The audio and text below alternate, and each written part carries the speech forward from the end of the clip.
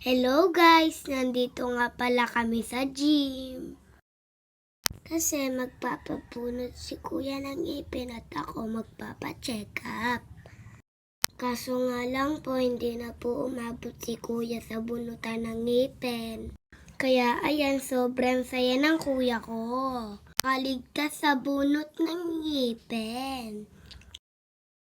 Kaya ayan po, check up na lang po kaming dalawa. Si Mama Eva pa nga po ang nag-assist dyan. Thank you po, Mama Eva. Timbang muna kami ni Kuya. Temperature at height.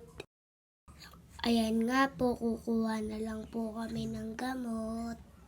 Waiting ng konti. Fast forward na tayo guys. Pauwi na nga pala kami nan. Nakasakay na kami sa tricycle. Ayan guys, nasa bahay na kami. Thank you po Ninang Mayor sa ribling gamot.